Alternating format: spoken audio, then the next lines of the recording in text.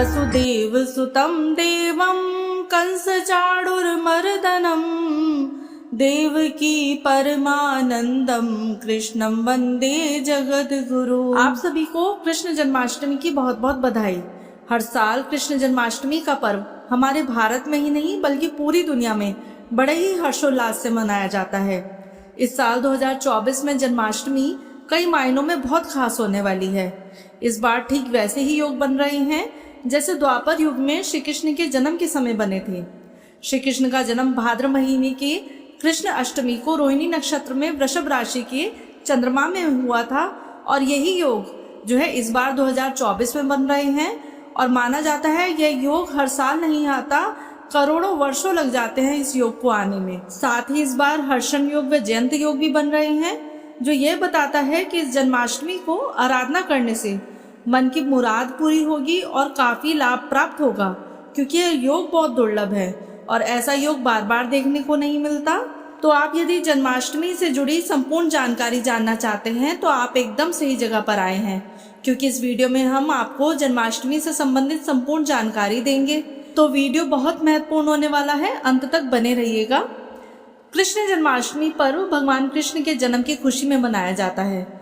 माना जाता है कि भादो मास के कृष्ण पक्ष की अष्टमी को मध्य रात्रि में भगवान विष्णु के 8वें अवतार श्री कृष्ण का जन्म हुआ था। धरती को कंस के अत्याचारों से बचाने के लिए माता देवकी के 8वीं संतान के रूप में भगवान श्री कृष्ण ने जन्म लिया था। धरती पर उन्होंने कई प्रकार की लीलाएं रच के सबके मन को मोहा। साथ ही अर्जुन को गीता का उपदेश दिया जो भक्ति, ज्ञान और कर्म योग से जीवन को जीना सिखाता है। इसी वजह से श्री कृष्ण को जगत गुरु की उपाधि भी दी जाती है। इन्हें हम सखा रूप में, पुत्र रूप में, प्रियतम के रूप में या किसी भी रूप में हम इनके साथ संबंध स्थापित कर सकते हैं। भक्तों के लिए ये कई रूप धारण कर लेते हैं। राधा के मोहन, मीरा के गिरधर गोपाल, यशोदा के लल्ला और गोपियों के चितचोर, साथ ही अर्जुन के सखा, ना जाने कितने नाम हैं। ऐसे हमारे लल्ला के जन्मदिन को मनाना, उनके लिए व्रत उपवास करना परम मंगलकारी है। भाद्र महीने के कृष्ण पक्ष की अष्टमी तिथि का प्रारंभ 26 अगस्त की सुबह 3:39 से होगा तथा इसकी समाप्ति 27 अगस्त 2024 को सुबह 2:19 पर होगी। ऐसे में उदया तिथि का मान रखा जाए तो इस बार जन्माष्टमी का व्रत और जन्माष्टमी का त्योहार 26 अगस्त दिन सोमवार को मनाया जा रहा है। इस दिन रोहिणी नक्षत्र की शुरुआत 26 अगस्त दिन सोमवार को शाम 3:55 से आरंभ होगी तथा 27 अगस्त अगले दिन मंगलवार को दोपहर 3:48 तक यह नक्षत्र चलेगा। माना जाता है कि यदि अष्टमी तिथि व नवमी तिथि स्पर्श करती हो, साथ ही नक्षत्र भी पूरा हो तो यह व्रत सर्वोत्तम माना जाता है।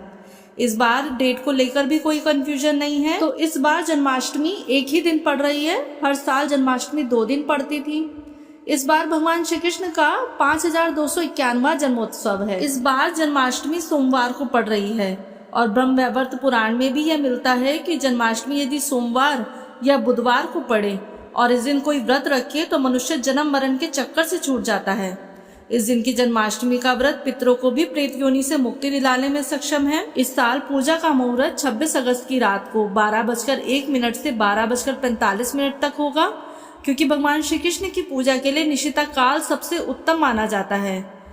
इस दिन पूजन सामग्री के लिए आप धूप बत्ती, अक्षत, पान के पत्ते, सुपारी, पुष्पमाला, केसर, कपूर, वस्त्राभूषण, तुलसी माला, सप्तधान, गंगा जल, शहद, अबीर गुलाल, पंचमेवा, शक्कर, गाय का घी, गाय का दूध या दही, मौसमी फल, छोटी इलायची, भगवान श्री कृष्ण के लिए झूला, तुलसी पत्र, दूर्वा, हल्दी, कुमकुम, मिठाई या पंजीरी, जो भी आप अर्पित करना चाहें भोग के लिए वो एकत्रित कर लें। इस दिन सुबह सवेरे उठकर स्नान करें और स्नान के जल में सफेद तिल अवश्य मिला लें।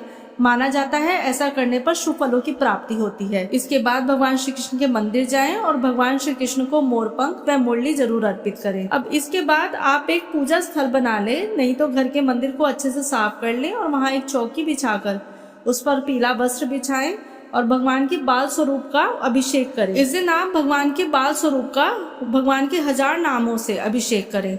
अभिषेक के लिए कच्चे दूध का उपयोग करें। अगर किसी वजह से कच्चा दूध नहीं उपलब्ध हो पा रहा है तो आप साधारण जल में थोड़ा सा गंगा जल मिला लें और उसमें सफेद चंदन का पाउडर, गुलाब जल, इत्र डालकर भगवान का 1000 नाम लेकर अभिषेक करें। इस दिन मध्य रात्रि में भगवान श्री कृष्ण की विशेष रूप से पूजा होती है। भगवान श्री कृष्ण को पंचामृत से स्नान कराया जाता है। उनको नए वस्त्र आभूषण अर्पित किए जाते हैं। साथ ही केसर कुमकुम का तिलक लगाया जाता है और जो भी आपने माखन, मिश्री या पंजीरी जो भी भोग भगवान के लिए बनाया है उनको अर्पित किया जाता है। कथा श्रवण में आरती की जाती है। इस दिन निर्जल उपवास करना ही अत्यंत फलदायी माना जाता है, परंतु जो लोग निर्जल उपवास नहीं कर सकते वो फलाहार द्वारा इस व्रत को रख सकते हैं। इसमें आप फल, दूध या पानी भी पी सकते हैं। अनाज को छोड़कर आप चौलाई, कुट्टू, सिंघाड़े का आटे से बनी चीजें सेंधा नमक मिलाकर उपयोग कर सकते हैं। अब बात आती है इस व्रत का पारण करने की या उपवास तोड़ने की। कई लोग जो है रात्रि की पूजा के बाद, मध्य रात्रि के बाद जो है उपवास को तोड़ लेते हैं, परंतु शास्त्रों में बताया गया है कि व्रत का पारण अष्टमी जब तिथि खत्म हो जाए और रोहिणी नक्षत्र ना हो तभी इसका पारण करना चाहिए। अब अष्टमी तिथि जो खत्म हो रही है वो रात्रि 2:21 पर खत्म हो रही है और जो रोहिणी नक्षत्र है वो अगले दिन 27 तारीख को दोपहर 3:40 तक रहेगा। ऐसे में व्रत का पारण माना जाए तो अगले दिन 27 तारीख को दोपहर 3:40 के बाद ही करना चाहिए। परंतु जो लोग निर्जला रख रहे हैं व्रत, तो उनके लिए कठिन बात हो जाएगी। तो ऐसे में हम बीच का रास्ता अपना लेते हैं। तो हम पूरा दिन निर्जला व्रत रखें और रात्रि में, रात की पूजा के बाद हम फल और दूध लेकर अपने उपवास को बनाए रख सकते हैं और अगले दिन रोहिणी नक्षत्र खत्म होने के बाद हम व्रत का पारण कर सकते हैं। तो ये थी इस बार की कृष्ण जन्माष्टमी से जुड़ी हुई संपूर्ण जानकारी। अगर आपको हमारी द्वारा दी गई जानकारी पसंद आती है तो वीडियो को लाइक एंड शेयर जरूर करें और कमेंट बॉक्स में जय श्री कृष्णा जरूर लिखें। और आपको अगर अधिक जानकारी चाहिए तो आप कमेंट बॉक्स में जरूर लिखें। हमारा प्रयास रहेगा हम सभी आपकी शंकाओं को वीडियो के माध्यम से दूर कर सकें। जय श्री कृष्णा।